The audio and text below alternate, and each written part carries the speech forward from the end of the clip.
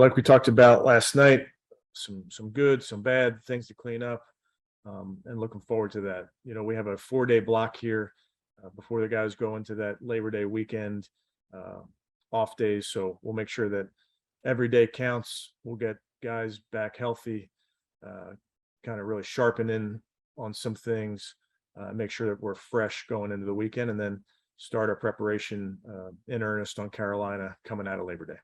And on the injury update front, like I told you guys last night, Teller, Delpit held out precautionary. If in a normal game, they would have gone back in. Odom, unfortunately, ACL tear, he will miss the season. And then a bunch of guys that hopefully we're getting back here into practice the next few days, and they're all progressing well. But with that, I'll take any questions. Thank you very much, Coach. The first one will be from Mary Kay Cabot.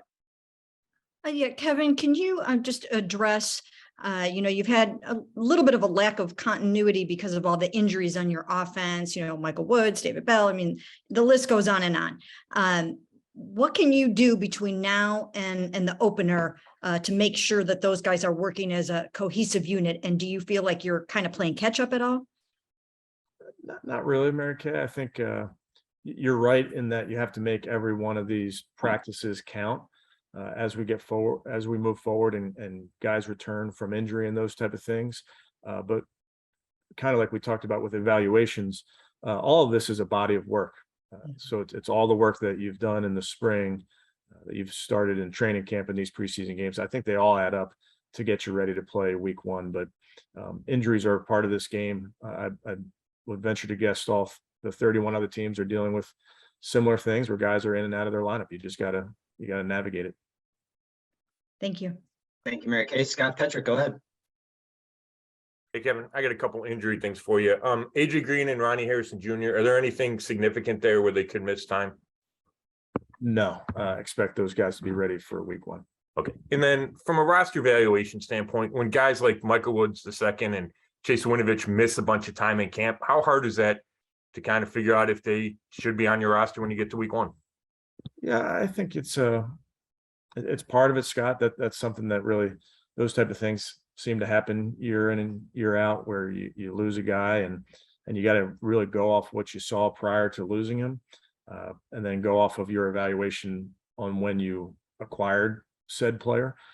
So that's what we'll continue to do with all these positions. Thanks. Thank you, Scott. Jeff Shadell, you will have our next question. Hey, Kevin, I have an injury question too. Jack Conklin, you've been easing him back into practice. Is he ready for a full load every game here? Yeah, I think what we've done, Jeff, with Jack is make sure that we're progressing at an appropriate pace. I think we've done that. We'll work through the next 4 days of practice to see where he is and continue to give him more. He's done a very, very good job with everything that we've given him. He kind of has hit all those mileposts, but past what we're going to do tomorrow, it doesn't really serve me to think about what he's going to do, in a week from now, 6 weeks from now, really focused on the next 4 days. But with that, I was just wondering, is it possible that he makes a 53-man and then you put him on injured reserve while he continues to get better? Yeah, I'm not going to comment to roster specifics there and decisions like that, Jeff, but very pleased with how he's progressing. Thanks, Jeff. Tom Withers, go ahead. Thanks, Rob. Thanks, Coach. Hey, circling back on Odom for a second, he was kind of an interesting kid given the USFL background. How had he been coming along, Kevin? Yeah, he was doing a really nice job. It was a very, very good pass rusher. Had a knack for it. Did a nice job in practice. Had some good moments in these preseason games. So very, very disappointed for him. And we talked about it last night. Injuries are a very, very unfortunate part of this game that we play and coach. And we hate to see guys lose a year. Hey, and with Anthony, obviously he's having some struggles. From a coaching and teaching standpoint, you give him positive reinforcement, you give him as many reps as you can. Is it as simple as that? Is it just more? Well, I think with each guy, Tom, I think you really work with each player on a case-by-case basis. Anthony had a tough stretch. I think everybody understands that, but we support our players. We support our players when they're going through a tough stretch, and it can be anything. And it's easy to do with a guy like Anthony, who's very, very accountable, and he works very, very hard. So that's what I'll continue to do. That's what we'll continue to do. Thanks, Tom. Back to Scott Petrick. Hey, Kevin, with a guy like DeAnthony Bell, how cool is it when a undrafted rookie, flashes, makes an impact, and then really pushes for a roster spot? Yeah, it's great, Scott. I don't believe we've had a undrafted player make our roster the last couple of years, which means it's a very competitive roster. And in this case, it's going to be no different this season. So DeAnthony's done a nice job. He's flashed getting the ball out there. Last night he did that back at Jacksonville, but it's a competitive battle to make one of these 53 spots. Thanks. Thank you, Scott. Ashley Bastock, you're up. Hey, Kevin, just a David Bell question now. I mean, watching him, it just seems like he's always in the right spot on these routes, that he's a very quarterback friendly kind of receiver. I mean, I know so much of the talk about him before the draft was a supposed lack of speed, but he just really seems to have that football speed that translates. I guess, what have you guys seen from him in that regard over these last few months? Yeah, Ashley, I think David's done a nice job with us back to the spring, and then throughout this training camp was out for a bit there with the foot injury, but he's done his job, gets open, catches a football. Kind of simple. But he's been a very accountable player for us.